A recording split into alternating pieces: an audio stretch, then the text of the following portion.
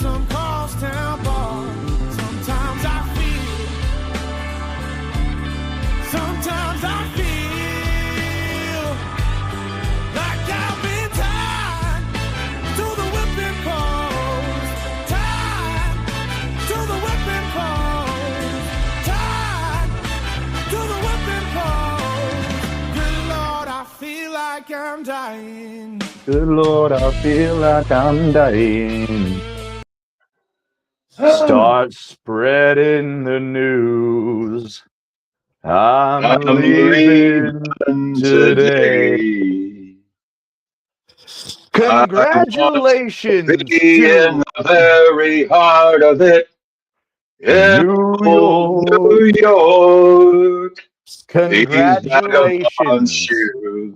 to the New York Knicks for breaking a 53-year drought. Cap, I asked you this earlier in the group chat. In terms of sports droughts, 53 years is a long time. It's not quite 108. It's a long time. It feels longer simply because the Knicks had so many seasons where they were putrid. Oh, Love the yeah. new shirt, by the way.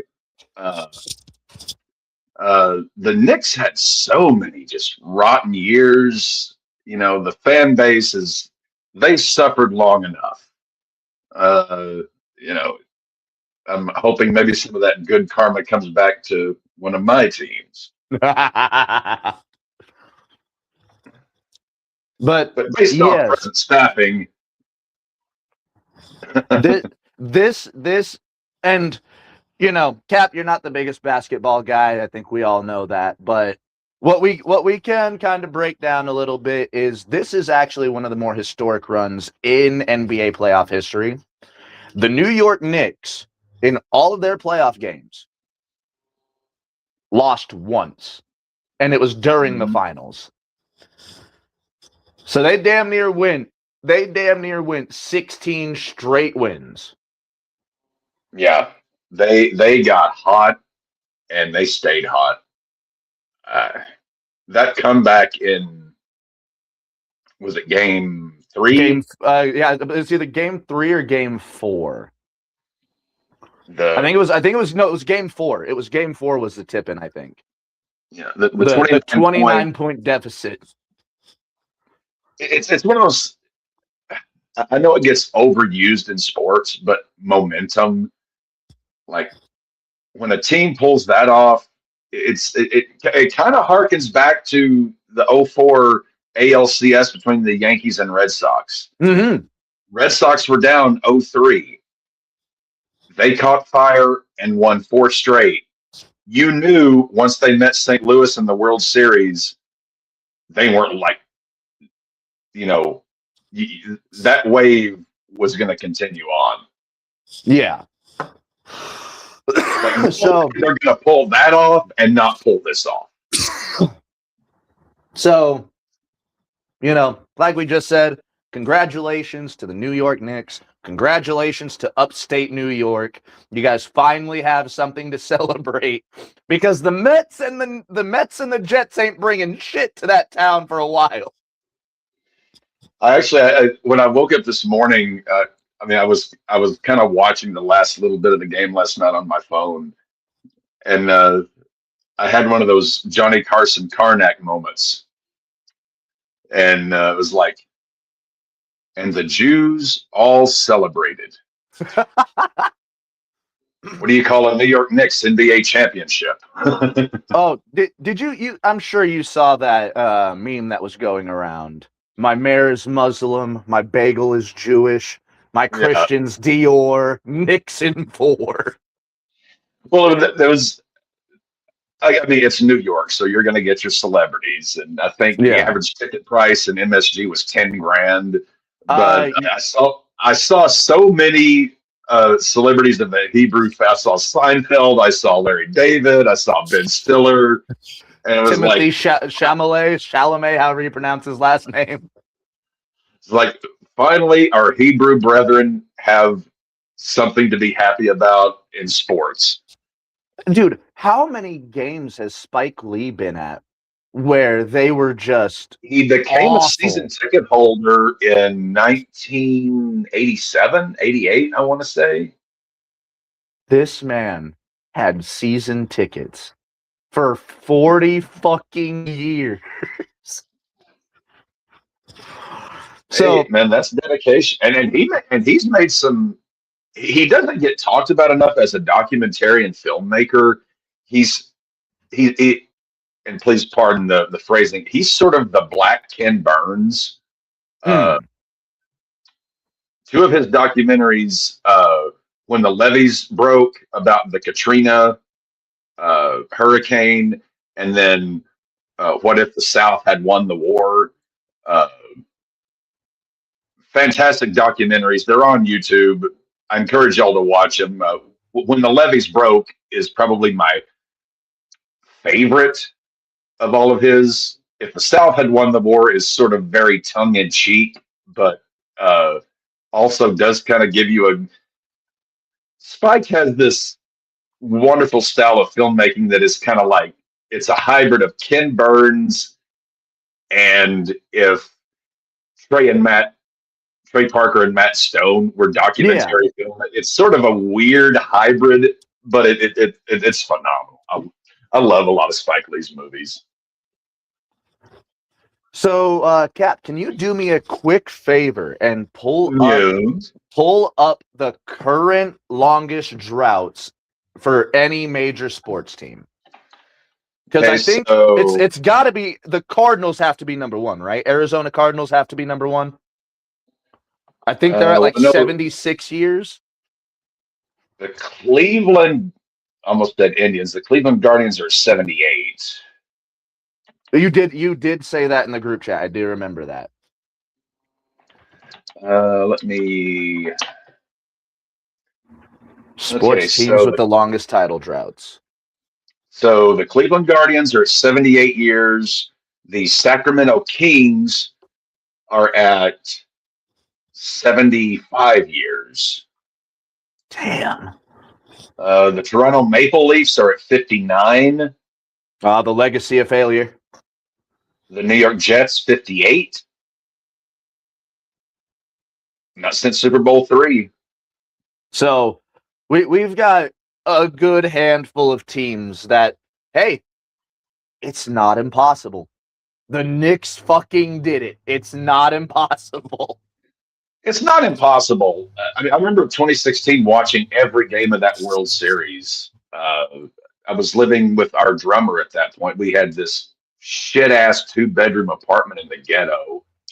But I had paid for internet and whatever, so because literally it was it was a year after I moved in with him, and we watched every game of that World Series, and it was just I felt it. There was no way the Cubs were going to lose it, but the fact that it went 7 games and extra innings. Oh, dude, that's still one of the most magical, like, MLB fucking World Series I've ever seen. Cleveland was a damn fine team, but Bill Murray, lifelong Chicago Cubs fan, he said it best when he was. I can't remember if it was before the series started or it was like a game or two in, whatever. And he said the Cubs were going to win because they simply just have too many bats. Like Cleveland had some damn good arms, but the Cubs had too many bats. Like Yeah, the Cubs had Rizzo. The Cubs had was Bellinger with them? Bellinger was there. Chris Bryant was there. Chris Bryant, Anthony Rizzo. They still had old head at catcher, if I'm not mistaken, David Ross, right? Yep. Cleveland had a damn fine team and a great pitching staff, but it's sort of like the Dodgers. Like you can have a phenomenal pitching staff, but if the opposing team just has so many bats, like you figure most baseball teams like the top, they have like a good 3, 4 guys in their order. That Cubs team, the Dodgers right now, like they've got 6, 7, 8 bats that on any given night in any given inning can demolish you. Like you can only you can only plug up so many leaks. You know, it's very tough to Oh account for shit! that many. Was that the Javi Baez crazy year that got him an insane contract that he never lived up to? I believe it was, yes. Yeah, because Because like Javi Baez went crazy that playoffs. I think he made the MLB cover the next year or the year after. Yeah.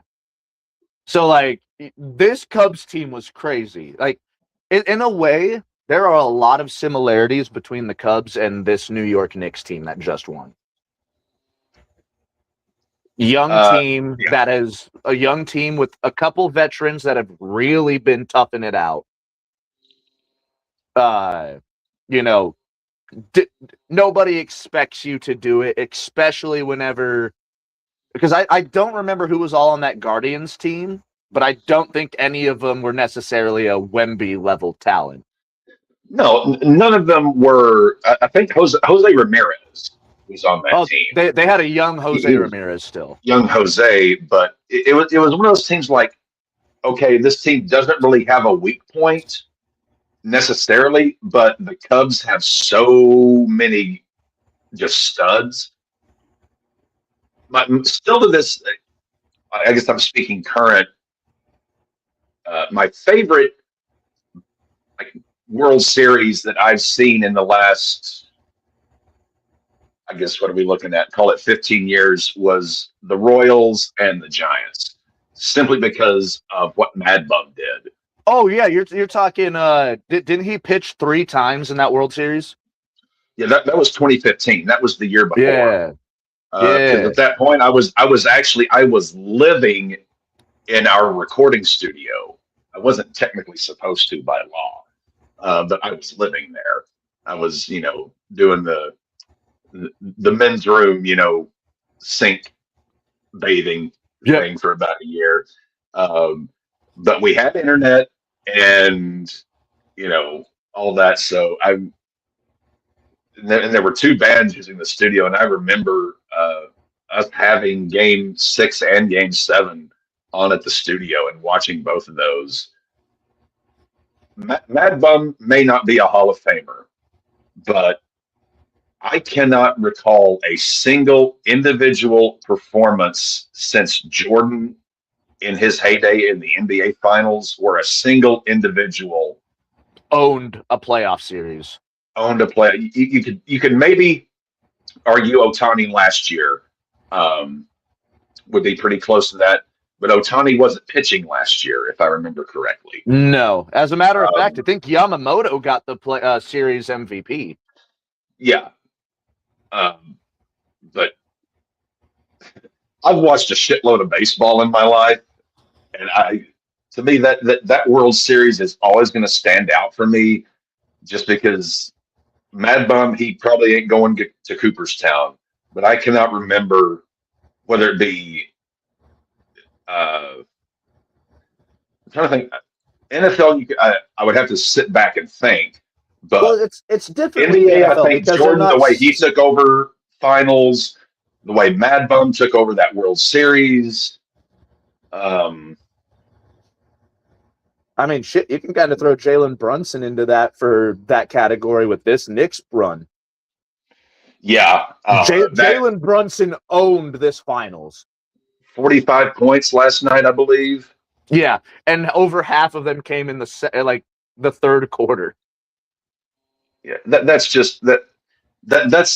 taken it to a level that you just don't see very often. So let me put a little bit more context on this Knicks Spurs Game 5. At halftime, it was another. And let's not forget, the Spurs were basically kind of the New England Patriots of the NBA for a good stretch. Like the Spurs were the I just found out yesterday that Tim Duncan never missed a playoffs. Never. No. Tim Duncan never went his entire 20-year career without playing in the playoffs. That's insane.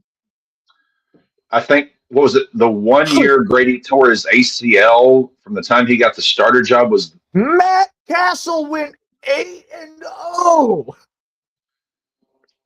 Well, I was saying, like, Brady, if you take out the year he tore his ACL,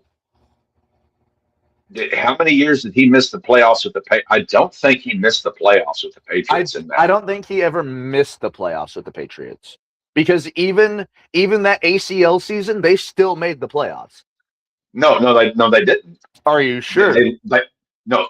When Brady tore his ACL, Matt Castle came in. They lost out in the playoffs in a tiebreaker. Because Brady tore his ACL like week 1. That was the Jets that beat him, wasn't it? Yeah, the Patriots went like 11-5 and did not make the playoffs because of a tiebreaker. If I'm not mistaken, because they lost to Mark Sanchez and the Jets. That sounds roughly correct. It may have been Chad Pennington. It could have been Pennington, because this is like that weird early 2000 range or early 2010 range. Yeah, basically it was one of those just, I don't want to say, please, Patriots fans, I'm not giving you credit, but one of those kind of robberies where a team went 11-5 and still missed it, but it came down to a tiebreaker. Yeah. But the years where Brady played the whole season, from the time he got the starting job in 2001, if you take out the ACL season, was there a year where he did not make the playoffs? Did he make it his final year with Tampa? No, I'm saying with the Patriots. Oh, with the Pats?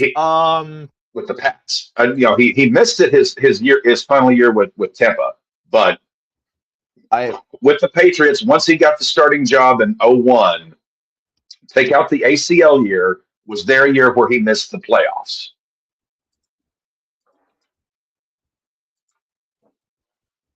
I think we would actually have to Google this, because I can't think off the top of my head. I want to say there's at least 2 years where he didn't, but 2 years out of 21 years. Ever missed the playoffs as a Patriot in New England?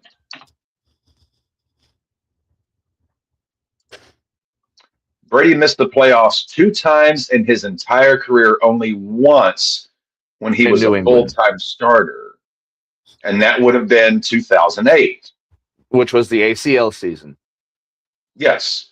So on a technicality, yes, but really, no. Years where he played the full season, he did not miss the playoffs with the Patriots. That is... He took over as the starter. Insane. Like it was week 2 when Bledsoe got bodied. Brady became the official starter week 3. And if you take out the ACL season, every single year with the Patriots, he made the playoffs. Tim Duncan, every single year with the Spurs, made the playoffs. Michael Jordan never had an NBA Finals go to a Game 7.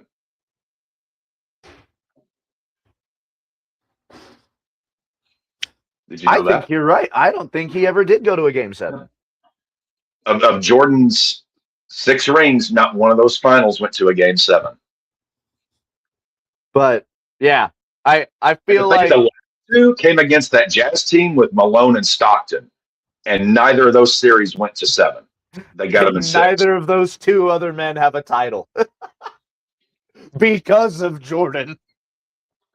There are just, and with Brunson, and again, he's a young guy. I mean, the future is wide. The future is wide open. But in your lifetime as a sports fan, however long you live, you're only going to see maybe a handful, maybe less, of guys who legit dominate their given sport. I grew up watching Tiger and Jordan dominate their sports. I grew up watching Brady. And then as an adult, you watched Brady do it. Well, that would have been 2001. That would have been my.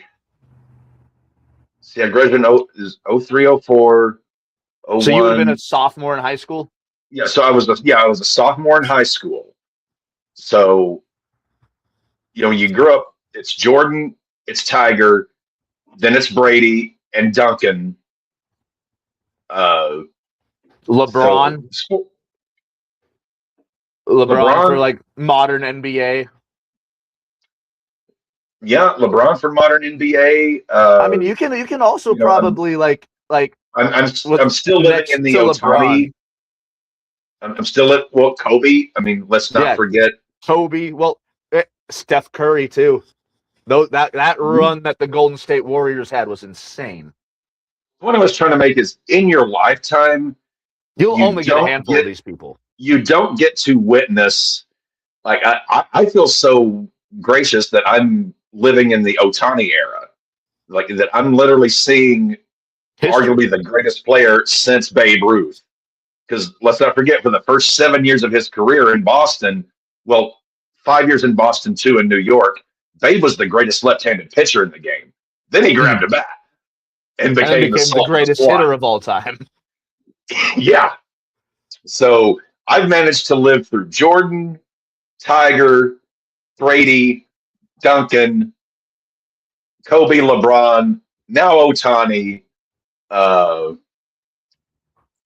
I hate to We say might Mahomes because we we might see the despise. start. We might see the start of a Brunson era, man. Like It's entirely possible. LeBron's about to hang it up. LeBron's about to hang it up. So we're going to be looking at Luca. We're going to be looking at Brunson, SGA. We're going to be looking at this young group of players. Guys who transcend their sport, like they are like if you're a team that has Otani, if you're the team that has Brunson, you're the Chiefs, right? Mahomes just got extended. He's already got 3 and he's been to 5. That's a pretty good fucking record. I mean, as much as hey, our fuck yous go to Yankees and Chiefs. I mean, in your lifetime, you're only going to get to witness this kind of shit so many times. Yeah. So even if you hate the motherfucker, enjoy the fact that you're there. Some guys do it for one season, other guys do it for a career. So, yeah, again, to the New York Knicks fans, to upstate New York, congratulations. Enjoy this moment. I saw a headline today that said, "Teen shot and buses burned in Manhattan after the Knicks celebration." Oh God, they rioted worse than Philly fans. And I hate to go full Dale Gribble, but there is a squirrel in the tree just eyeballing the fuck out of me right now. So yeah, we expected it to be crazy. New York fans, if you're in the city and state of New York, be careful, but take this moment and enjoy it. I got to see the Denver Nuggets' only championship in history. That's a special moment. I got to see the Broncos win a Super Bowl. I killed 3 mules last week and a Tennessee walking horse that was looking at me funny. But yeah, New York Knicks Please be kind to animals, folks. Enjoy this, celebrate, be safe. Make sure you're staying hydrated because this bender is probably going to last you guys until the 4th of July. Well, you also have to consider the NBA has the shortest off season. Yeah, because they're right back at it. They're right back at it in October. Well, you have preseason in September. Oh, yeah. So literally the NBA has the shortest off season of any sport.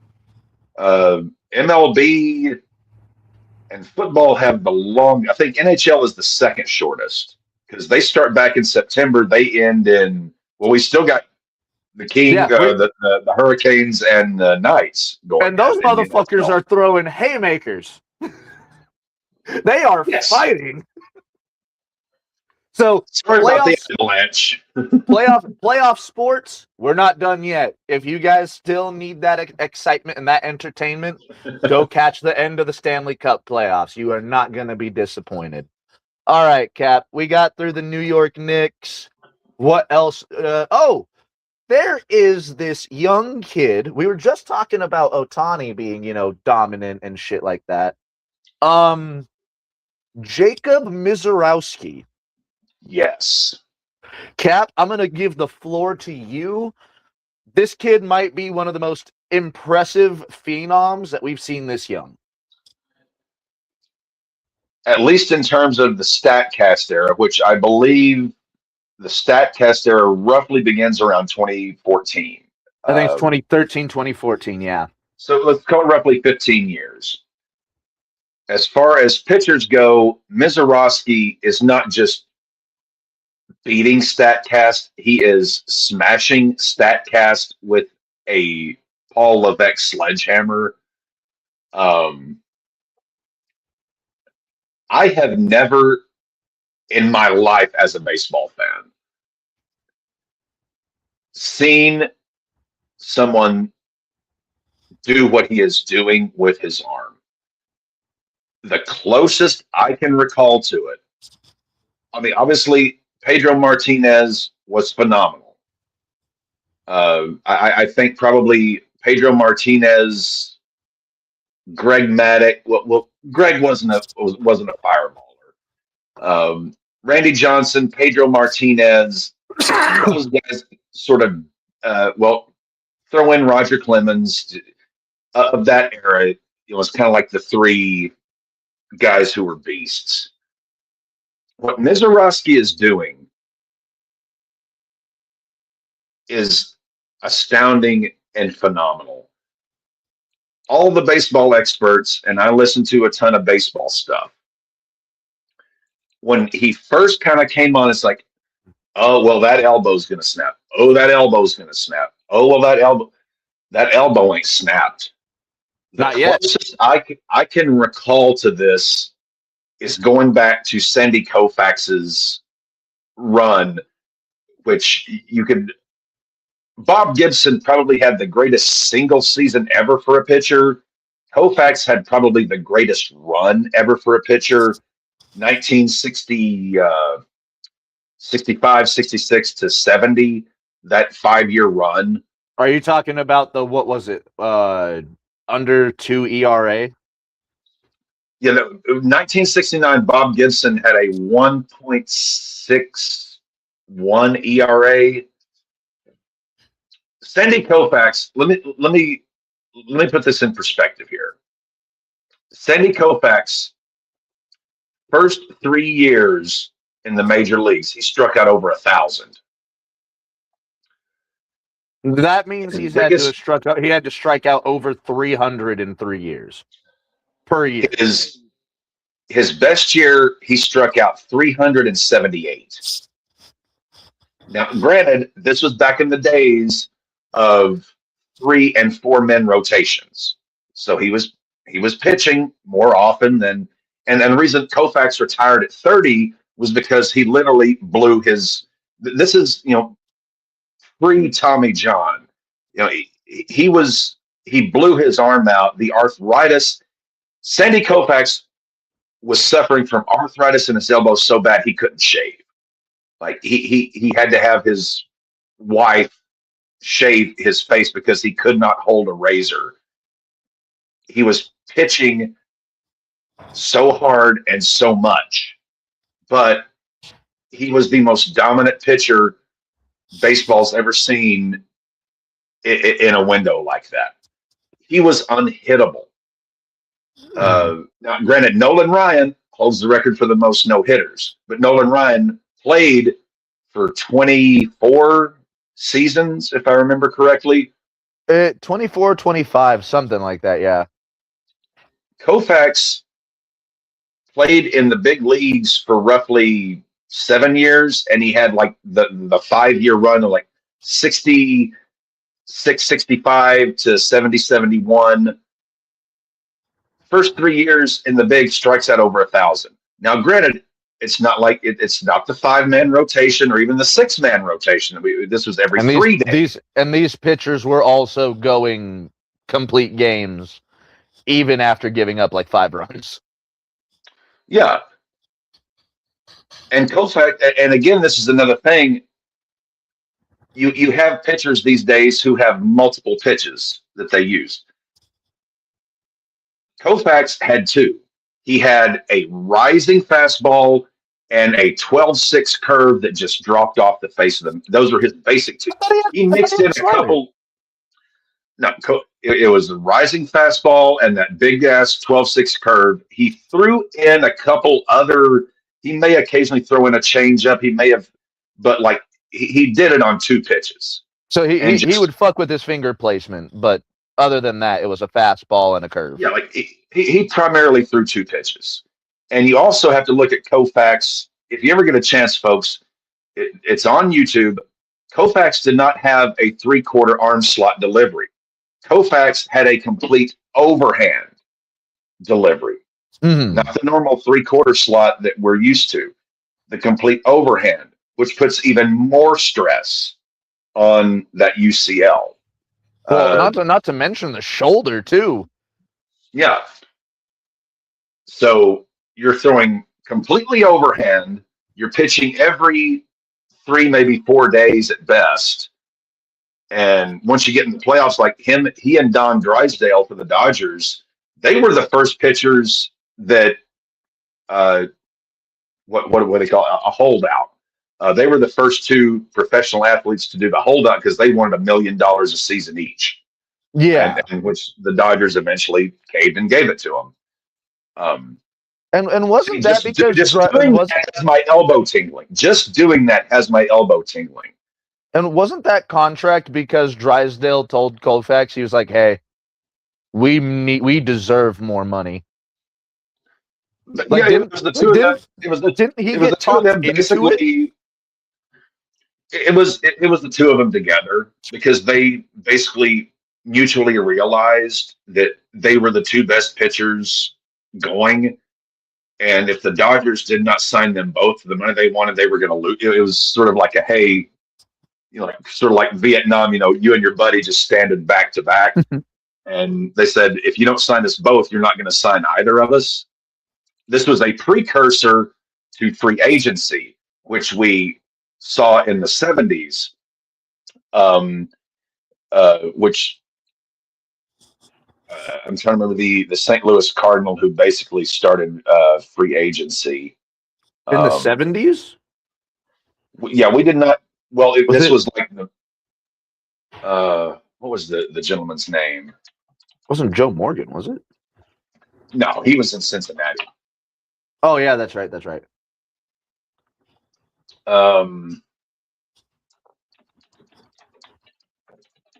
Why can I never remember the gentleman's name? Kurt Flood. Okay. Basically, he was the first ever free agent. He had played with St. Louis, and back in that's what they called the reserve clause, which had been in place essentially since the dawn of Major League Baseball, where a team owned a player and they just re-signed them 1-year contract after 1-year contract after 1-year contract. Kurt Flood, the Cardinals are wanting to trade him to Philly. Kurt Flood said, no, fuck that. I'm not going to play for that shithole team. And he held out and eventually took his case to the Supreme Court, where he was denied. But and he never played Major League Baseball again. But that was the first instance of a player bucking the reserve clause, and which led to free agency that we know now. Anyway, circling back, yeah, Koufax and Drysdale, they basically had the Dodgers over a barrel because, well, it's not, we can sign one and then let the other, no, if we don't sign one, the other's just not going to play. Because if you didn't play for the team that held your contract, you couldn't play with anybody else. So the Dodgers caved and paid them both. Mizorowski and Koufax, it's becoming eerily similar. Now, granted, Mizorowski, I think he just now has a full year in the bigs. Yeah, because he was a rookie last year, wasn't he? He was a call up last year. I want to say he got called up around this time. I forget. I can't remember the exact date, but he got called up roughly around this time. So he's basically still in his first year of Major League Baseball.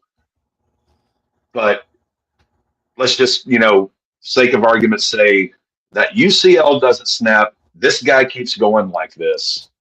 This could be the modern day Koufax. Because if he's going to throw the ball that hard, strike out this many guys, and do it consistently for a 3, 4, 5 year run, again, getting back to first 3 years in the major leagues, strikes out over 1,000. Mizorowski's strikeout pace, let me pull this up here. And while you're pulling that up, I'll just let the audience know his last performance. He went a complete 9 innings, struck out 15 batters, and was 1 hit off from having a no-hitter. That would have been a perfect game, I think, right? Did he walk anybody? That I don't have in front of me. So he is currently striking out 39.8% of the batters he faces. So let's just mathematize this.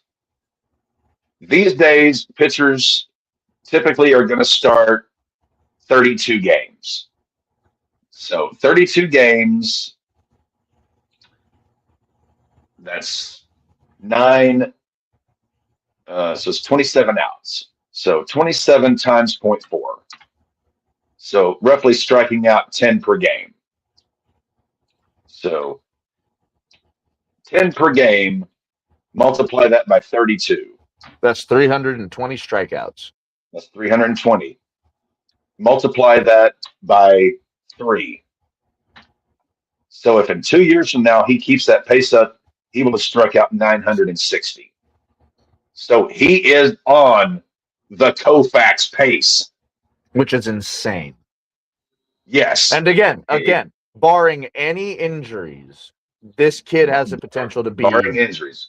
This kid has the potential to be like what everybody expected Paul Skeens to be. Well, again, Skeens, Paulie, I love you, brother. I'm not trying to shit on your arm here. Skeens does not throw with the same fire Mizorowski does. Skeens does not strike guys out at the same pace. Mizorowski, let's just, how many strikeouts does he have? Mizorowski career, let's just say he's got 1 year in, basically. So he currently has 218 strikeouts.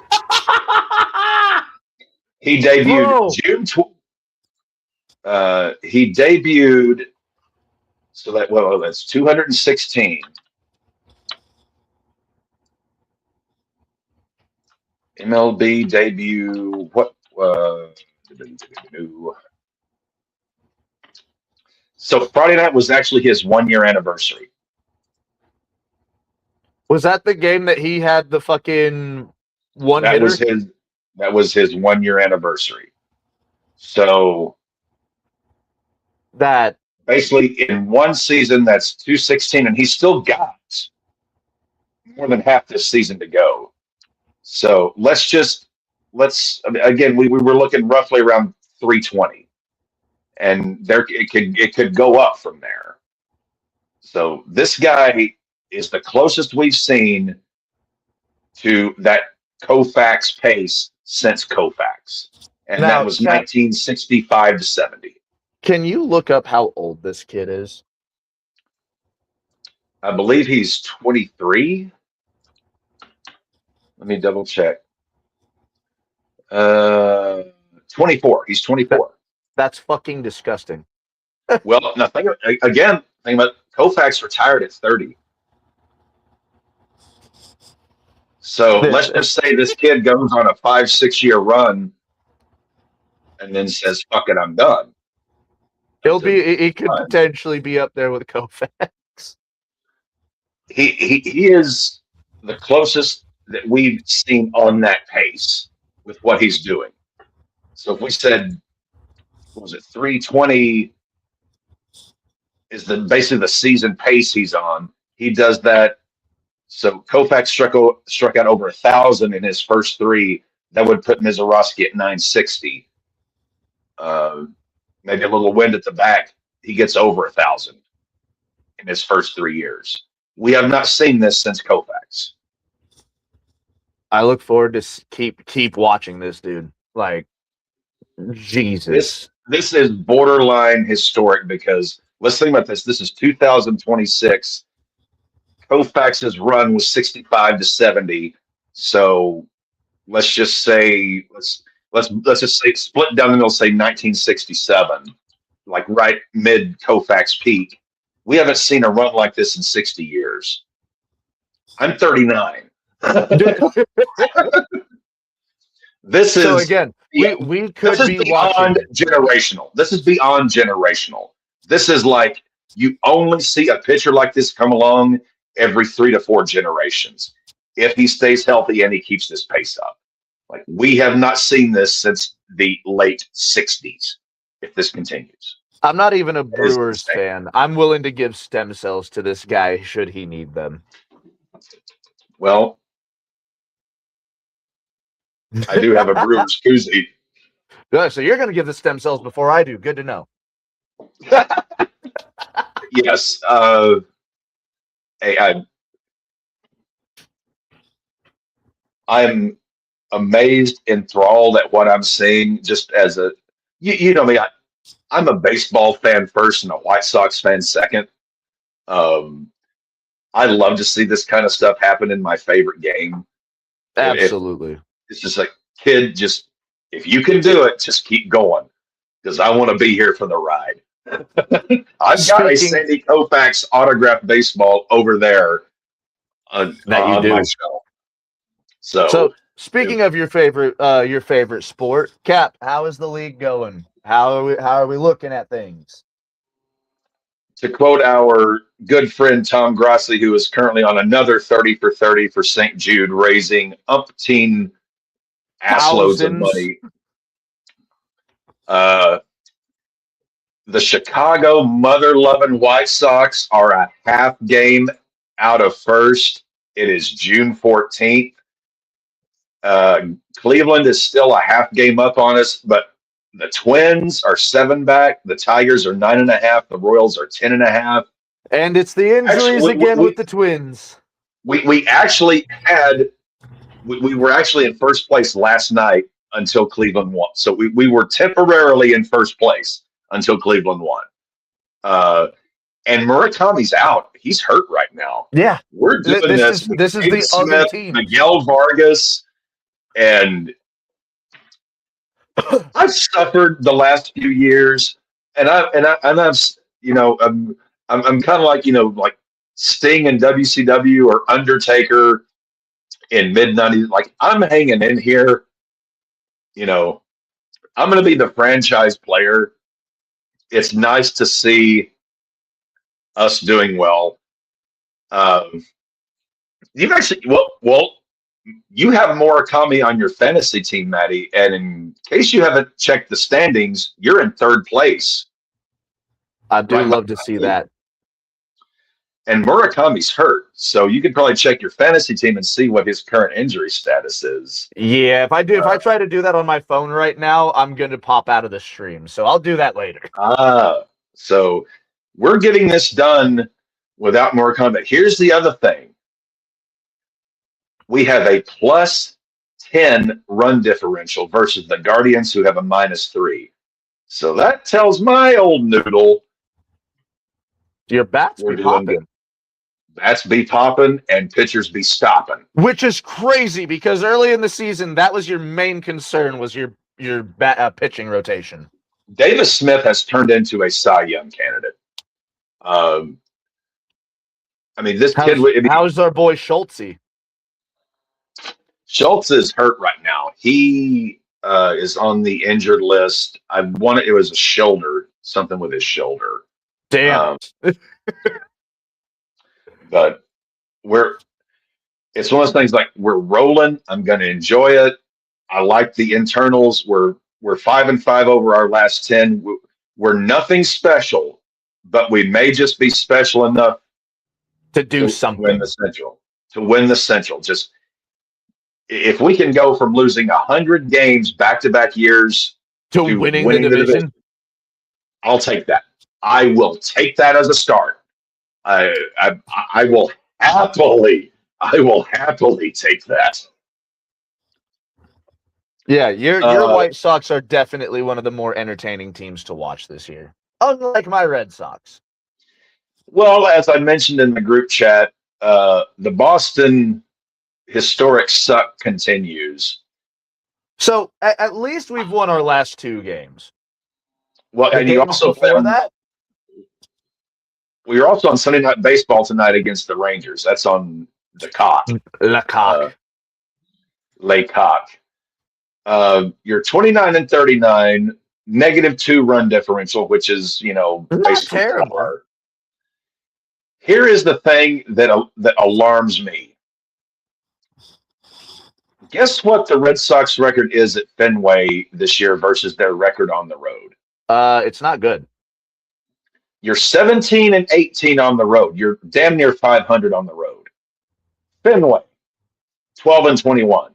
Yeah, I've watched some of these home games. We're not good at home right now. I don't know if it's all the implants that we brought in because we traded everybody that was a Red Sox away. Yeah, I don't know. Like they are not comfortable playing in the confines of Fenway Park. The only bright spot on that roster is Peyton Tolley. I like Willie Contreras. Well, I'm talking like young, Peyton Tolley and who's the other? Connolly Early. He might have gotten railed his last game, but he's still looking pretty impressive for being a young pitcher. Again, as I have said, well, I can actually probably pull it up here for you. Google. But also, let's bring up the Austin fact Red- that both of those rookies are lefties pitching in Fenway. And Fenway is notoriously probably the toughest park to pitch in for being a left-handed pitcher. Yes. Next to the Yankee Stadium, yeah. Well, no, Yankees is tough on right-handers. I thought Yankee was tough on all pitchers. Well, I mean, no, Yankee Stadium is hell on right-handers. Fenway is hell on left-handers. I'm trying to pull this up here. Current pitching depth chart. Just so I can see how many lefties they're trotting up. There's a lot of them. MLB.com, okay. Okay, let me see if I can't name them off the top of my head real quick. We got Suarez. We've got Lefty. Connolly Early. We've got Peyton Lefty. Tolley. Our goddamn closer is a fucking lefty in Aroldis Chapman. Crochet is a lefty. Crochet's a lefty, but he's hurt right now. Bennett's a lefty. Is our entire pitching rotation lefties? Sandoval's a lefty.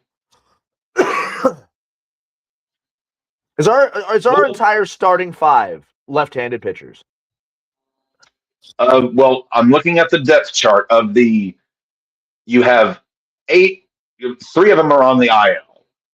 Crochet lefty. Suarez lefty. Sonny Gray righty. Tolley lefty. Early lefty. Bennett lefty. Crawford righty. Sandoval lefty. So 1, 2, 3, 4, 5, 6 out of 8 starters are lefties. That is not a good recipe for success playing half of your games in historically maybe the worst part for left-handed pitchers. Now, here's the thing, though. Like, those guys could be trade pieces. We can use them to trade. I don't think they're trading Crochet. Not Crochet, but like Early Sonny's a journeyman. He's a righty. Now, Tolley, this is his first year in the bigs, dude. He's exactly. If he looks good enough, this is Boston. We're gonna trade him away. Suarez, maybe. I can see Suarez maybe being a trade candidate. But Tolley, you got it. You remember Chris Sale, lefty. Bill Lee, lefty. Cliff Lee, lefty. Cliffley never played for Boston, did he? I'm pretty sure we had him for a very, very short period of time. Bottom line, if you're going to be a lefty in Fenway, you got to be a goddamn good lefty. So, point being, and I've been looking at this all season, seeing Boston's record, because normally I wouldn't pay two fucks of attention, but because, my little brother is, a Boston fan. Let's see. What have I always said? Fenway's hell on lefties. You've got 6 out of 8 starters are lefties. You're 12 and 21 at home, which is the worst home record in the American League this year, by the way. Maybe bring in some, some righties, some good righties. Yeah, good righties. They got to be good. And if you're gonna have lefties, I mean, Crochet got hurt. He had a shitty Crochet before this 3 straight years of 200 plus strikeouts. Crochet's a goddamn pitcher. No, he's a dog. He's an absolute dog. The thing is, if you have let's just say next year you got Crochet and Tolley as your 2 lefties out of 5 on the rotation. I'm fine with that. Both guys have shown. I'll be happy to keep Sonny Gray too.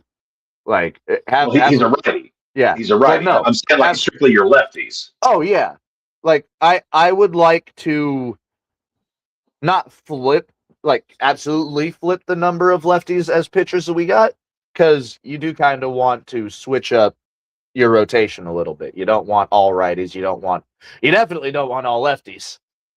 But Chris Sale is the winningest left-handed pitcher in Red Sox history. He took that marker from Bill Lee, who pitched for Boston in the mid-1970s. Think about that. You also have to think about how damn good Chris Sale is. Well, Chris, I know we drafted him and we traded him to us. Yes. Well, we got. Well, no, you guys traded him to. No. You didn't trade him to us, and then we traded him to Atlanta. We traded him to Boston. We got Yohan Moncada in the trade, and Benintendi, right? He fizzled out.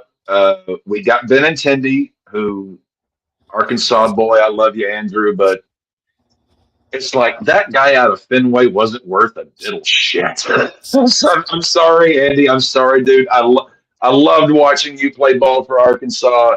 I'll always love you. I almost got a Benintendi jersey. Maybe I had a Benintendi jersey at one point. But I don't know. Point being, Red Sox front office, if you're listening to the RAWBall podcast, the old Cap who, the old ship that I am, maybe keep your 2 good lefties you've got, trade the others, get some really good righties to kind of right the ship, because I like Connolly early, bro, but I need a right-handed pitcher in that spot. No, I would give early another season. I would trade Suarez. Once Crochet and Tolley are healthy, if you have those 2 lefties at the top of the rotation, I'm fine with that because they're good.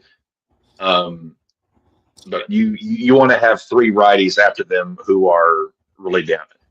I mean, Gray could stick around for. I'm not even sure what Gray's stats look like this year.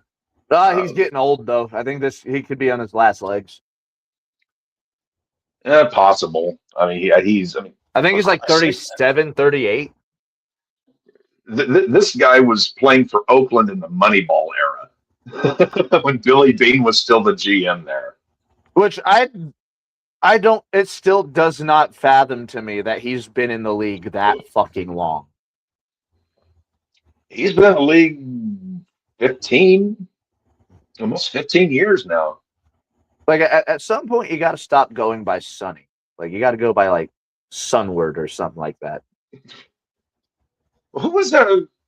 Well, see, well, again, I know knuckleballers are basically dead.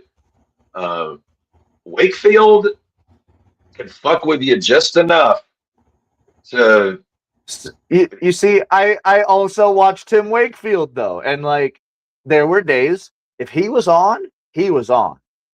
Well, same with R.A. Dickey. I mean, Phil Necro, knuckleballers. You're either on or you're not. Like Yeah, there is no in between. and when you are not on, I watched You're getting Tim Wakefield. tattooed.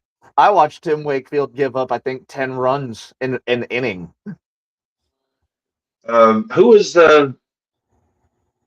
was Lester a lefty? Lester was a lefty, but here's Lester's issue too, though, because he was on that World Series Cubs team, if I'm not mistaken. I think he's got 2 World Series under him, actually. Anywho, like he was a phenomenal pitcher. Go back and watch his games. Was damn good. Yes. Go back and watch his games, though. Anytime something got batted back to him, you got worried that he couldn't make the throw to first. Well, let's not forget. Well, as I said, Yamamoto took a no-hitter into the 9th last night. And you said Mook had a fielding error that blew the no-hitter. Damn. I also put in look up the George Merkel boner in 1908, which is the last. It was the last game of the season. New York Giants versus Chicago Cubs. It was the last game of the year. Winner, wins the National League pennant, goes on to the World Series. 9th inning, 2 out, 2 on. Merkel's at first. I forget who was at second. Ball gets hit. Merkel thinks it's a home run. Thinks the guy at second's going to go around, touch home, and that's the win. Yeah. Merkel just walks off the field. It wasn't a home run. So Merkel, who was supposed to advance to second, does not advance to second, gets called out on a force out because the bag, second base, goes to the lead runner. So Merkel fucked the Giants out of the pennant because he did not advance to second base thinking it was a home run. It wasn't. So it's one of those really crazy logistics errors in baseball. Well, yeah, the rule in baseball, the contested base goes to Merkel's on first. I forget who was on second. Yeah. Batter hits it. And you're supposed to clear the plates. He thought it was a home run. It wasn't. Merkel did not advance to second. He walked off the field thinking the Giants had won the game. Oh, he thought it was a walk-off, so he didn't even... Yeah. Okay. He thought it was a home run, which, so when he does not advance to second, it's an immediate force out. So by doing that, he cost the Giants the pennant in 1908. The Cubs won the World Series in 07 and 08 and never won it again until 2016. So, I mean, the Giants did not win. And the Giants did not win the National League pennant again until 1956, if I remember correctly. The shot heard around the world. Mm-hmm. So, nice convergence there of destiny and dumbass. You are taught from Little League. You advance. Yeah, you touch every bag. Touch every bag. The guy on second came around. Merkel just left the field because he thought it was a home run. It wasn't a home run. Oh my God! Left. He was the third out. The game, they didn't win it. They tied it. He was the force out. There was oh God, that's insane. That was 1908. Can you imagine if that happened in 2026? That motherfucker would catch on Twitter. Oh, dude, it's not just on Twitter. I think someone would actually find where that man lived if that meant the World Series. That was Phil Merkel's rookie year, by the way. Oh But my still, God. You got to. Oh. You're taught from Adam. If the ball gets hit, you advance. Oh. So yeah. How's the rest of the league? Is there any other stories that we should hit before we hit any more NFL predictions? Yankees and the Rays are duking it out for the AL East. The Jays have gone to shit. Orioles and Red Sox are meh. Yankees and Rays are still duking it out. Guardians and White Sox are battling for the Central. The Mariners are still in first place, though the A's are a game behind. Texas is 2 back. The Braves are 8 games up on the Phillies, but Ronald Acuna went on the IL again. What's the injury? Hammy. Ah. Milwaukee is 4 games up on St. Louis. The Reds have faded big time. They're 9.5 back. Pirates are 7.5. Cubs 6.5. Like when we were talking about Mizorowski, Brewers, the Brewers have got some kind of goddamn voodoo. Like it used to be like for 20 years, it was the Cardinals that had the voodoo. Just like every year, you couldn't explain it. They just fucking do it. The Brewers, the last 10, 15 years, that pitch coaching staff and just getting it done with the bats, like Bob Uecker, may he rest in peace, would be loving this. The Dodgers are 8 games up on the Padres. The Padres are 3 games above 500. They're not that bad. The Dodgers are just that damn good. They're 8 games ahead with a plus 143 run differential, which is 30 runs better than the second best team in all of baseball, the Braves. Plus 140. So we're looking at, okay, to give you some context here, Dodgers are 45-26. That's 71 games. So 71 games, 143 divided by 71. They are winning their games by 2 runs or more. They're fucking crushing that baseball. Yes. And they're stopping that baseball. Well, I mean, they've spent so much money on their pitching staff. And Shohei Ohtani's on a Cy Young candidate, Ren. Colorado Rockies. And we are the Colorado Rockies. Maddie, I hope you're sitting down for that. Well, I know you're not sitting down. I'm standing up. 26-45. It is June 14th. You are 19 games out of first. Care to guess the team's run differential compared to the rest of the league? Minus 87. Minus 104. I was close. Which is the second worst in all of Major League Baseball. Who's trailing behind only? Well, I'm getting there. The Cincinnati Reds are the second worst. Guess their run. You're minus 104. Guess the Reds' run differential. And the Reds are the third in their division? No, they're fifth. Oh, they're the last in their division. Okay. The Rockies are negative 106. The next closest team to them in terms of foreplay, they're only minus 56. You are 50 negative runs worse than the worst other statistical team in baseball.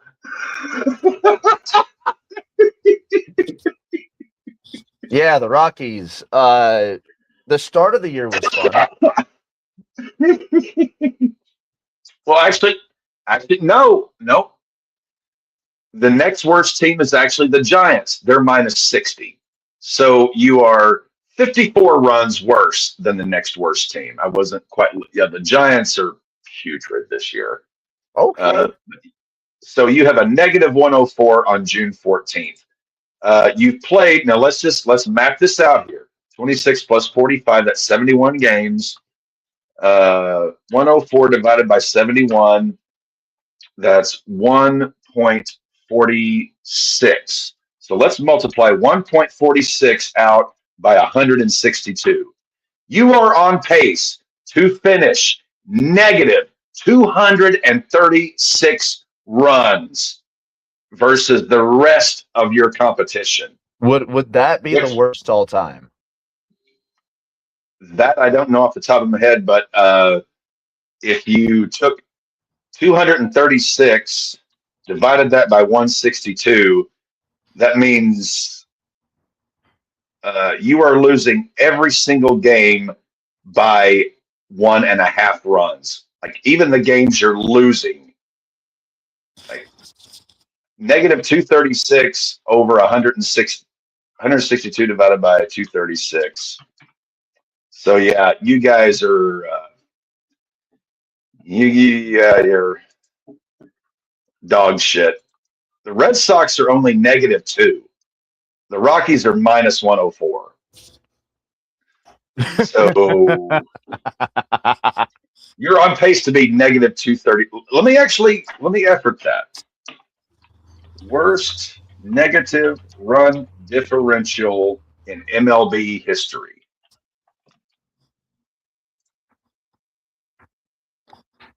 The 1899 Cleveland Spiders finished negative 723. In the modern era, the 2025 Colorado Rockies finished -424. How is that possible? So you're on pace to not break your own record, but to still be the shittiest fucking team in the game while still being twice as good as you were last year. Ridiculous. Absolutely ridiculous. Oh Holy my God. shit. All right. The Colorado Rockies. So, do you want to go on to some bad NFL teams real quick? Yeah, I want to take a look at some. Let me take a piss real quick. No worries. Let me see. NFL teams. Which team do you want to look at? We mentioned Titans, Jets, Dolphins, Cardinals. Let's start with Geno Smith and the Jets, I think. I knew you would do that, you motherfucker. I guess we can call him Clint Eastwood. Get it? Because he's in New York. Get off my lawn. I'm gonna go take your right back. Fuck go you, take your piss. Rockies lover. Yeah, those Rockies are atrocious this year. Red Sox ain't doing too much better, but at least we're on a 2-game win streak. Yeah, going into these NFL predictions, it's going to be interesting because we're only looking at bad teams.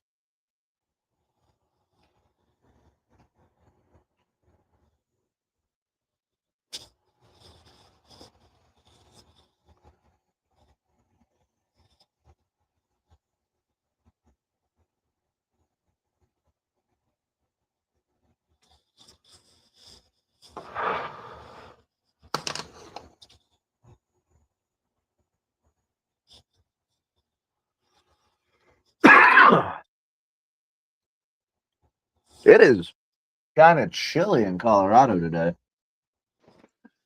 It is 72 here, but it's humid. We had some rough ass storms roll through last night. Everything okay? Okay. Oh yeah, I mean everything's fine. I mean nothing damaged, just crazy storms. Okay. Maddie, Cap,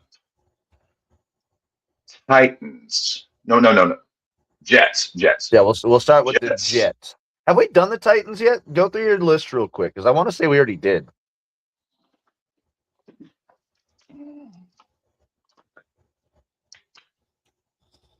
This feels the crispest. I'm guessing this is the.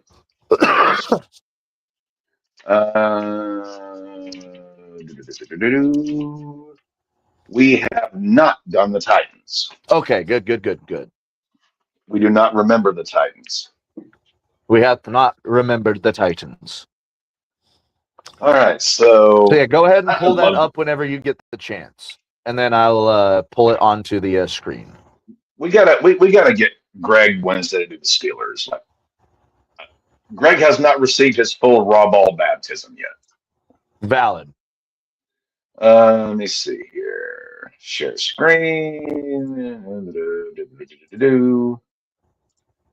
All right, there we are. And here we go. So week 1, Jets at Titans. This Oh my good God, that could be the worst game of the year, and we're getting it week fucking 1. this is gonna RAWBall Red Zone week 1 is just gonna be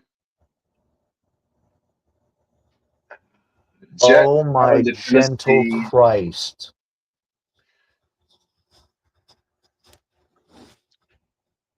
I'm trying to. I'm I'm thinking gonna go. personnel I'm here. gonna go Geno Titans. Smith versus Cam Ward, Brees Hall versus Tony Pollard, Garrett Wilson versus. I'm going Jets here. I'm going Tennessee. I like Cam Ward more than I like Geno Smith. So I'm giving the win to the Jets. You're giving it to Tennessee, correct? Yes, sir. Okay, so week deuce hosting Green Bay. Oh, they're getting fucking loss. reamed. Okay. Week 3 at Detroit. Loss. Getting reamed. Week 4 at Da Bears. Getting reamed, Lost. but it's gonna be zesty. Is there a zesty way of getting reamed? I don't know, but Caleb Williams is gonna find out. Week 5 versus Cleveland. This might be a win because Cleveland just traded away Myles Garrett. I mean, they got Jared Verse. Would this be like a week 5 tank bowl? Yeah, I think this would be classified as a tank bowl by this week already. I mean, let's brainstorm here a bit, little brother. Cleveland and the Jets both start 0-4. Week 5, they meet up in the Big Rotten Apple. One team is going to be 0-5 after this. We haven't done Cleveland yet, but that's if you've got them 0-4, I've got them 1-3. They could easily be 0-4. I think I got the Jets winning here.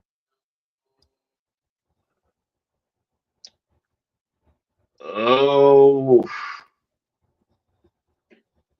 God, this is so. You've got the Jets winning this one. I'm just trying to think personnel wise. I mean, the Browns did get Jared Verse, who is a damn fine pass rusher. He ain't Myles Garrett, but he's still damn good and insanely young. He's damn good. He ain't Myles Garrett.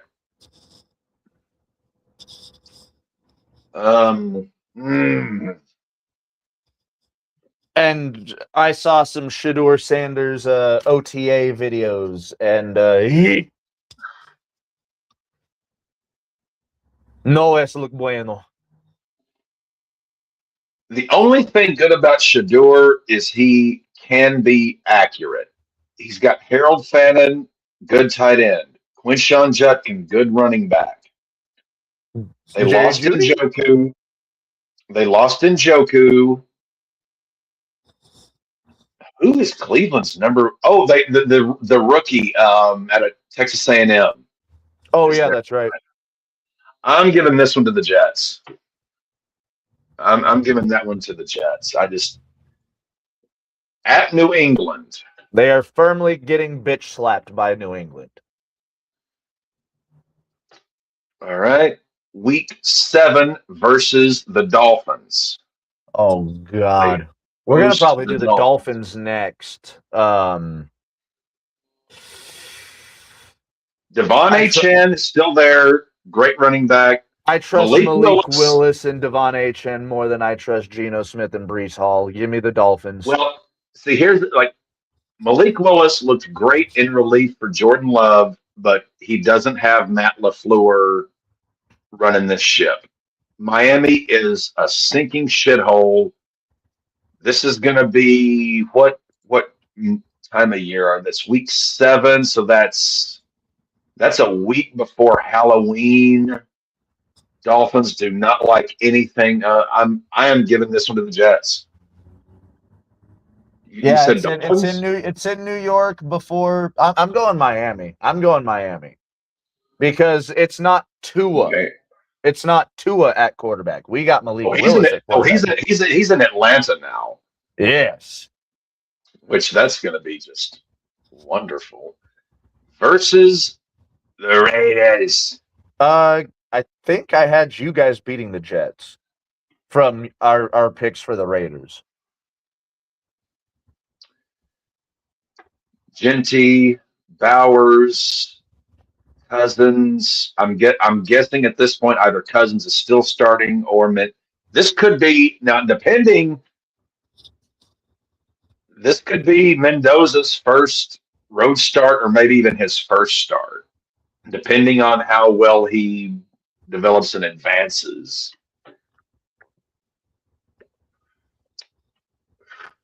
Yeah, I'm pretty sure I've got you guys winning. Revenge game for Geno Smith, though. Revenge game for Geno Smith? You think that's going to happen whenever it was his fault? So he's got Garrett Wilson versus Brock Bowers as the top pass catcher. I'm taking Bowers there. Brees Hall versus Ashton Genty. In his second year, I'm taking Genty. He's rid of what did I do for the? I have to go because we did the Raiders. What did I do for the Raiders on this one? Because I don't want to, break Cross streams. Yeah. Well, I mean,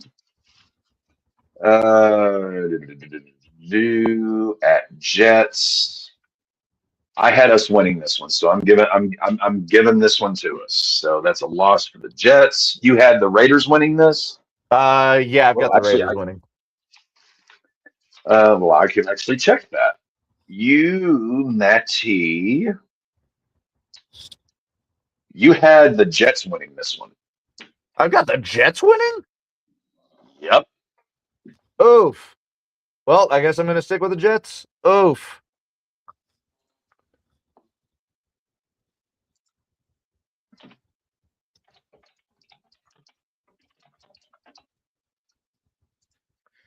All right, so that was week 8. Week 9 at Kansas City, loss. Kansas City is bitch slapping the Jets. And week so is Buffalo. Versus, yeah, that's a loss. Week 11 at the Chargers, that's a loss. Yeah, I think the Chargers take that one. Let's see. Miami. What kind of shape is Miami going to be in at this point? I might just take the Jets for a pity win. I spilled something on my glasses. So I had them beating the Dolphins at home. I kind of like the Jets to still take this one. You have them sweeping the Dolphins this year? Dolphins are pretty damn bad, dude. I mean, it's literally Devon Achane, a Malik Willis we haven't seen outside, excuse me, of Green Bay. So you're taking Dolphins to win this one? I'm taking the Jets to win this one. Okay. All right. So that gets us bye week. Then versus Denver, they We're host winning. the Broncos. That's a Denver win. At Arizona. We still don't Ugh. know who their fucking quarterback's gonna be. Ugh. Jacoby Fuck. Brissett wants one bag in his entire career, and then he can retire happy. And Arizona's like, "Fuck you, no."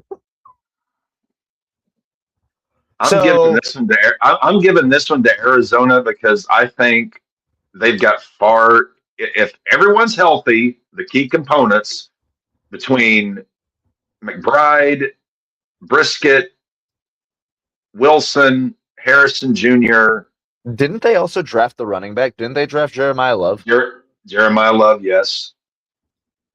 I'm giving this one to the Cardinals. Yeah, I think I'll rock with the Cardinals too. Even if it's not Jacoby Brissett, there'll probably be enough of a system there. Host New England. Oh, That's a New England.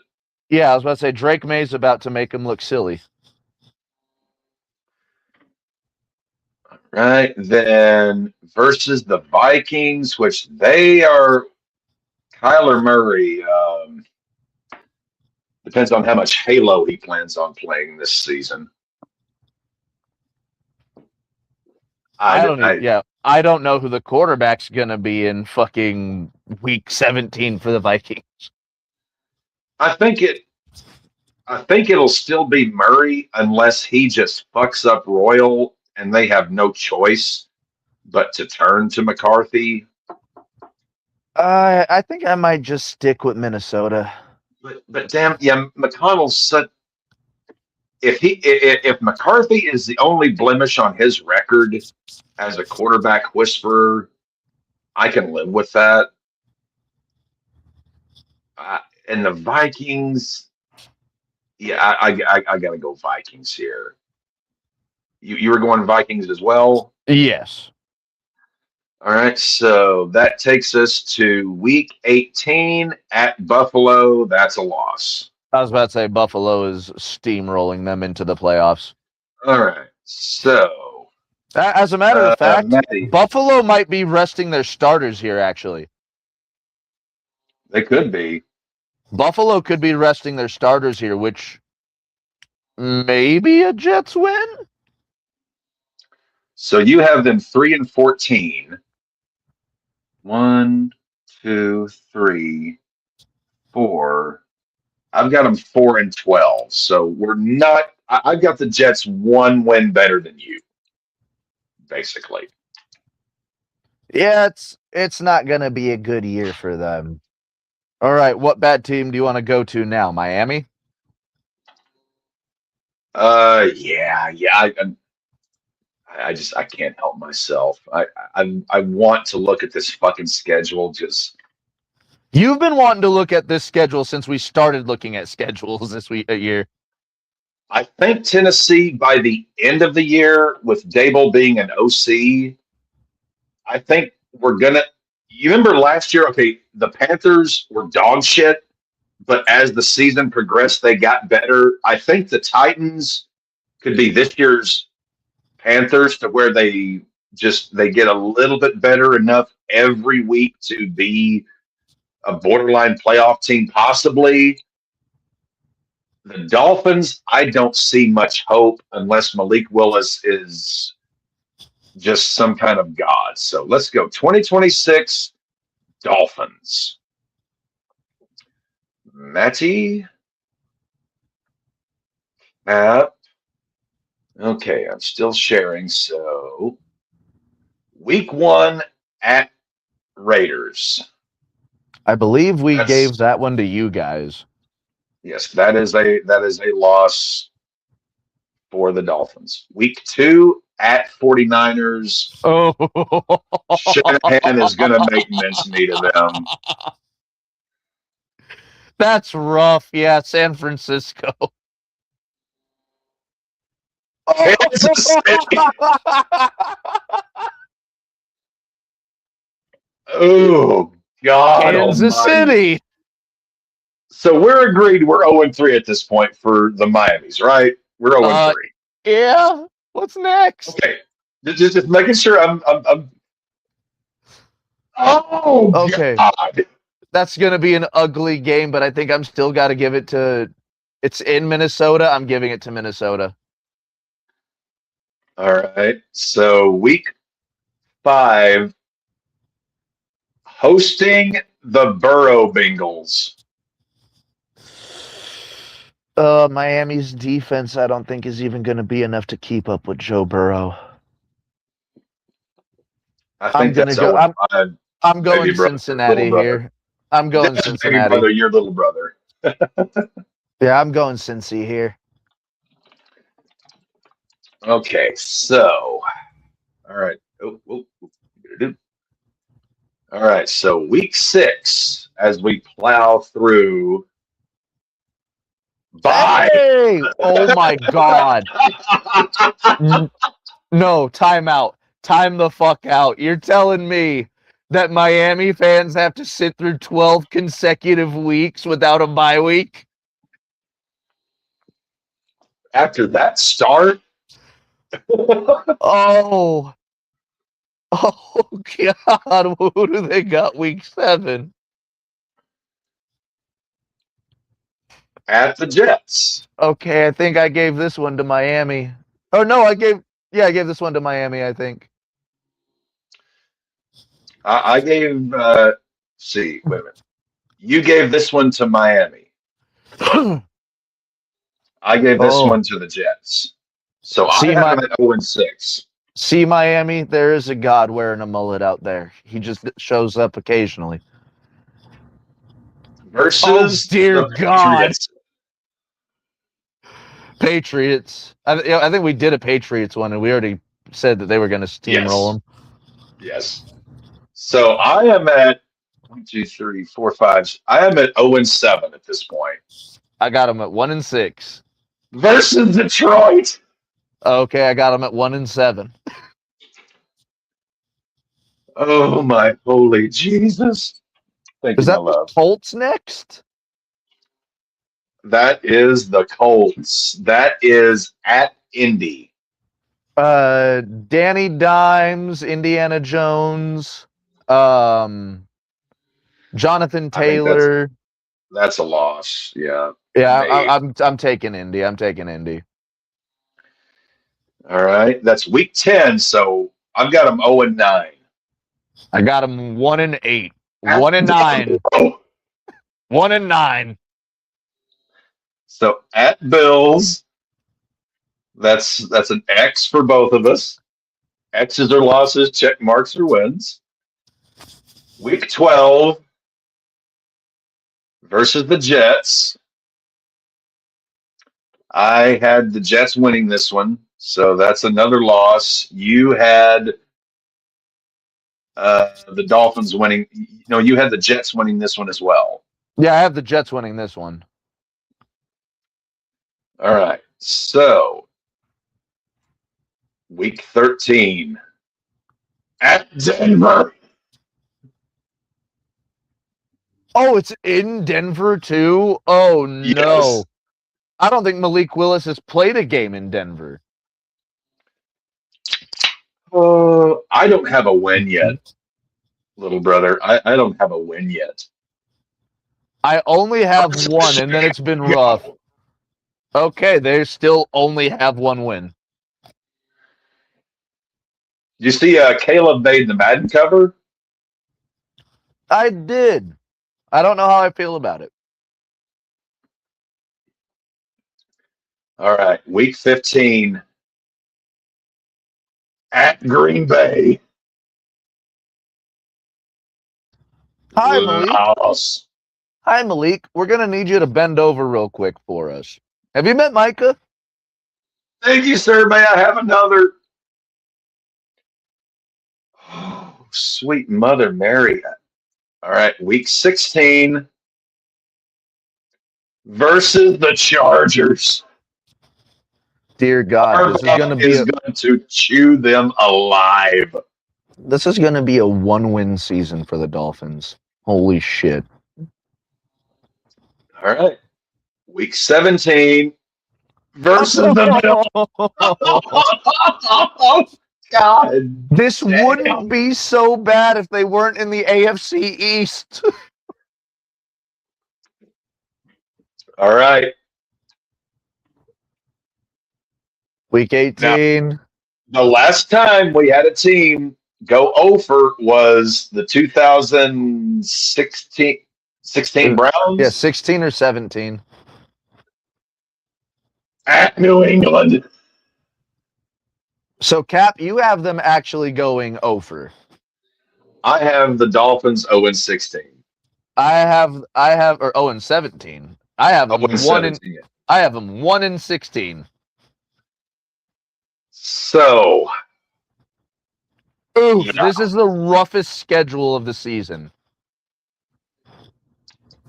Oh my holy sweet Jesus.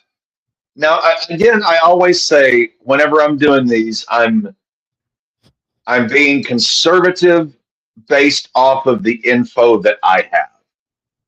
And I always say it's the fucking NFL. Games can go.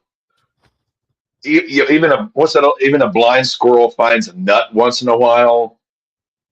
Miami could weasel one of these and not go over. But I think this is the first time I've ever looked at a team's schedule since we started doing RAWBall. I genuinely thought they were going 0-4.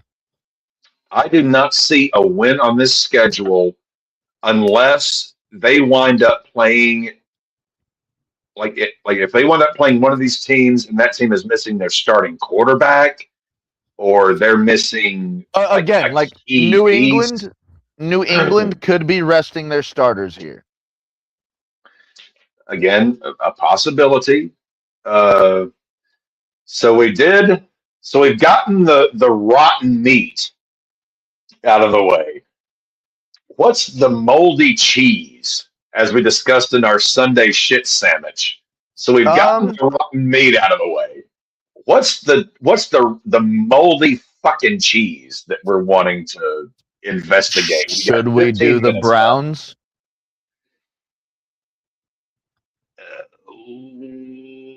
Look into Cleveland post Myles Garrett.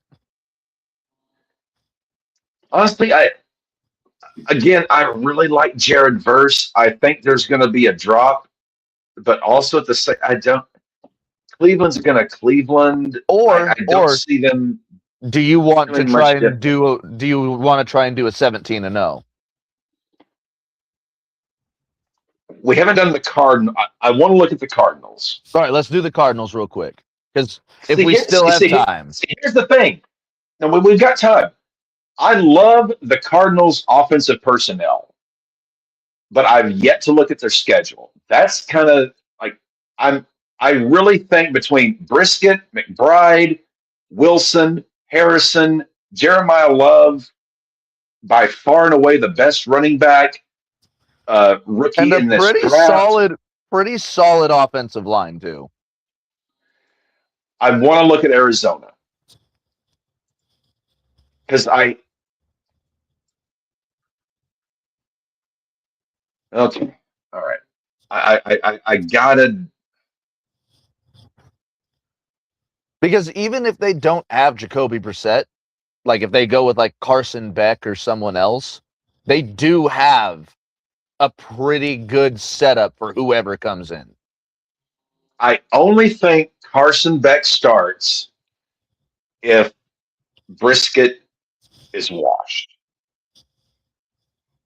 I think Carson Beck is a project. Just like Ty Simpson is a project. They got Gardner Minshew. Minshew's shown that he can. Beck's a project. Simpson is a project. Mendoza, by the end of the season, Mendoza could be, because right now, Mendoza's not practicing with the first teamers. He's not even practicing with the second teamers. The fuck's getting second team reps? this was a podcast I was listening to while I was in the shower, but apparently Mendoza is working with the third teamers. So they apparently plan on like baby food this, which if you're going to take a court, I lived through Jamarcus Russell. I thought Jamarcus Russell had the greatest arm I'd ever seen since Ryan Leaf. We know how that turned out. Jamarcus Russell and Ryan Leaf both had, shall we say, problems. Kirk Cousins, I am fine. I think Mendoza's going to wind. He's going to be the backup to Cousins to start the year. And if it's a case where if Cousins starts all 17 games, Mendoza maybe starts the last. If that's the, I am fine with that. This is the second time we have drafted a quarterback number 1 overall in the last 25 motherfucking years. Let's get it right this time. Mendoza seems to have a good enough head on his shoulders that let's not fuck this up. I love Colin Cowherd. I think sometimes he may be smoking the same shit that Ernest T. Bass is. Cowherd thinks Mendoza could be the next Peyton Manning.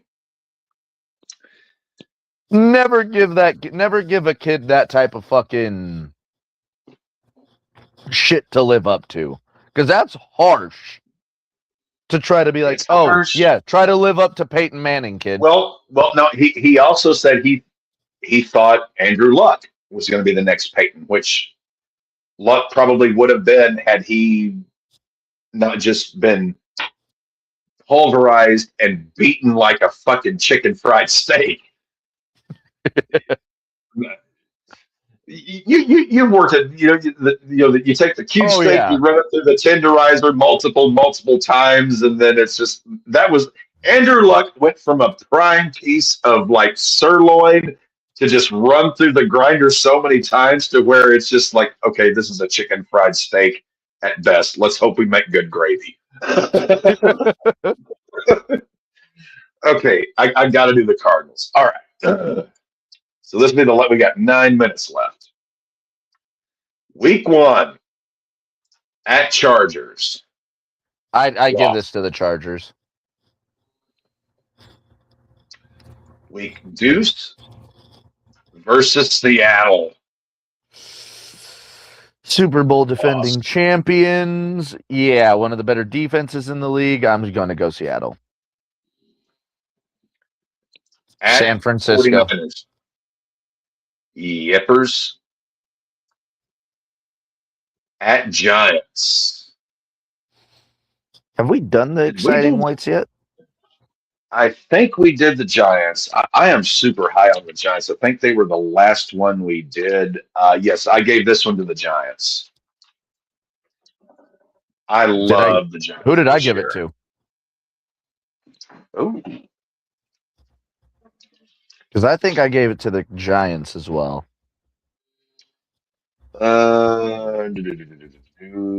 You gave this to the Cards. Oh, well, let's go Cards. All right, so you've got them 1 and 3. I have them 0 and 4 versus Detroit. I'm gonna give that to the Detroit.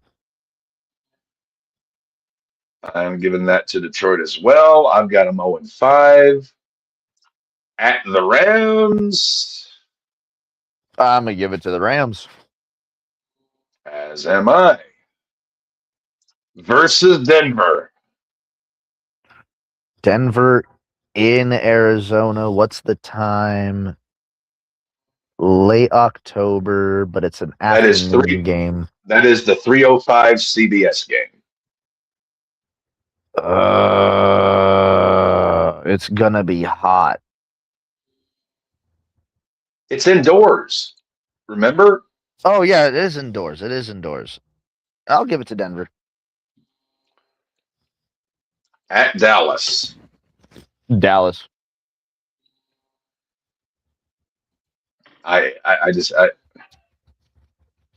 We haven't done the Cowboys schedule yet, and I've tried to do that on purpose because I have this sick feeling in my intestines. It's I don't want to their put this. year. I don't want to put this out into the ether, but I have a weird feeling, as you just said, Maddie. This might be the one where Jerry breaks his pact with the devil. I don't want to. A healthy Dak Prescott. You got both Pickens and CD Lamb still. Denver Broncos legend Javonte Williams. I mean, he had a breakout year last year. I can't even be upset with that. I'm happy for him. They drafted safety. The defense, I need to see how the defense does, but you got a good point. They could really make a run for it this year. I think if they're ever, this is the strongest. This is the weakest I feel about my soul versus the strongest I felt about Dallas since Zeke's rookie year in 2016. I am, if I, it, oh, it's bad enough I live in Chiefs country. I also live in Cowboy country. You give these inbred fucks a quarter mile, they're taking the entire New Jersey Turnpike. All right. At Seattle. Good God. So they've got that's another Seattle loss. twice in the first 8. Good motherfuck. Versus the Rams. God fucking damn it. Yeah, another loss. Are they getting all their divisional games out of the way before their bye week? At Kansas City. That's another loss.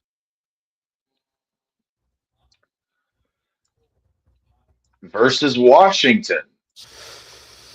I don't think we've done the commies yet, have we? No, we haven't. Then I think I'm gonna go with the commies here. This is in Arizona. Ooh, I like Jaden Daniels still. I like Daniels over Brissett, but I far more love the personnel group of the Cardinals over. But quarterback is kind of a. If there is a win thus far on this schedule, it would be this one. I'm giving this one to the Cardinals. Okay. I'm giving this one to Washington. I still have them with one win, but that's being against the Giants. Versus Philly. Philly's going to be a weird team this year.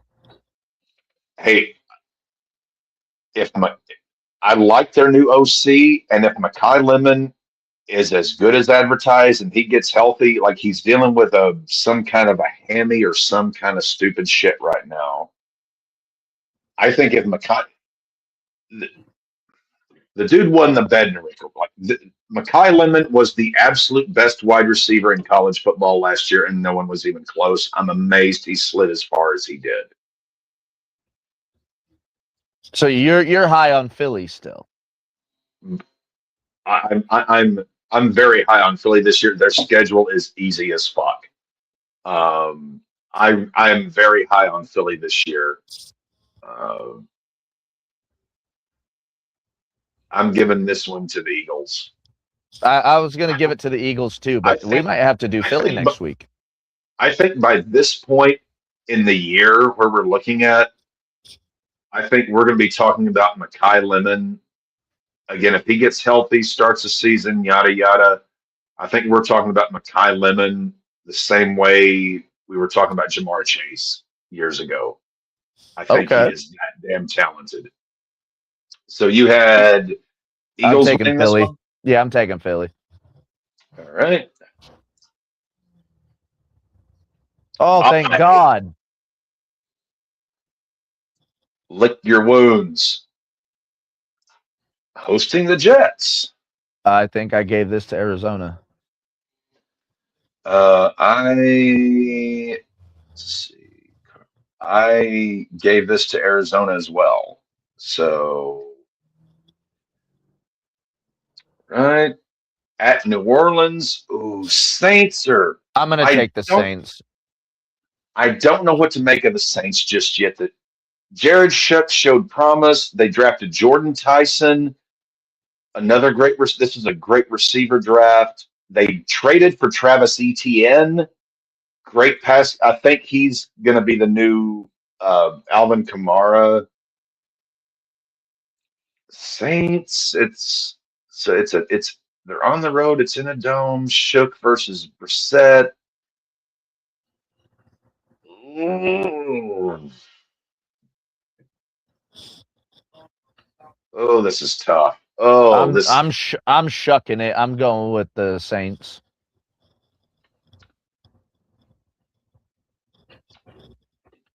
Oh, this might be the Saints and the Cardinals might be comps of each other. I'm giving this one to the Saints. I'm giving this one to the Saints. All right. Versus Raiders. I'm pretty sure I gave this to you guys. Excuse me while I whip this out. Oh. Well, actually, we did the Saints and the Raiders.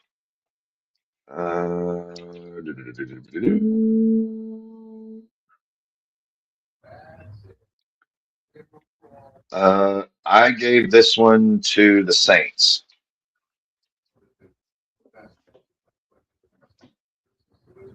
So you give this one to the Saints as well, right? I'm pretty sure, yeah. Okay. So that was week 17, week 18 versus 49ers. That's another loss. All right. So I think I gave them 2 wins all year. 2. You have them 3-14. I have them 3-14. We just have them winning different games. Yeah. So I mean, one, half dozen, 6-1 the other. All right. Well, we have hit the hard out that you need to hit, Cap. So we've got quite a few teams in here already. We got to get Steelers with Cherry on Wednesday. He's got to man up and get his RAWBall baptism. Absolutely. I want to look at Dallas. I have such a sickening feeling, but I do want to go through it. Steelers, Cowboys. We didn't do the Titans. We can hit 49ers next week as well. 49ers, Ooh, let's do Carolina next week. Carolina That's an interesting team. But I want to hit Steelers and Cowboys next. Steelers Wednesday, Greg Cherry show.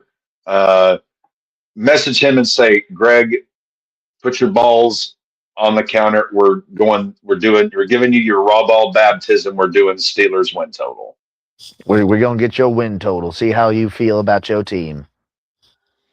All right. Well, thank you everybody for tuning in. Thank you guys for watching. This has been another episode of the RAWBall podcast. Cap, is there anything you want to say before we head out?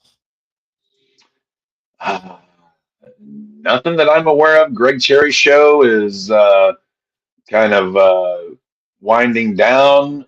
You don't want to miss the last, I guess, 2 months roughly. I think we got about 2 months of the live show of the live Greg Cherry. Tune in for There's a lot in the works. A lot in the works, man. 80 days until the NFL season starts. Thursday, Friday, Saturday, Sunday. So that means 84 days until the first RAWBall Red Zone of the year. 84 days. It's going to be magical. Oh, so magical. All right. Well, thank you guys all for tuning in. Like Cap said, tune into the Greg Cherry Show this Wednesday. Catch us on the next time we stream. It should be next Sunday. And I believe it's time in the show to remind you all to stay safe, stay healthy, stay hydrated, don't get arrested, don't get pulled over in the state of Kansas. Work like the devil, eat like a king, sleep like a baby. Always protect your balls and fuck the Yankees. Chiefs. We're going to get both of them in. All right. Y'all have a lovely night. We haven't done the Chiefs yet, I don't think. Not yet. Not in a minute.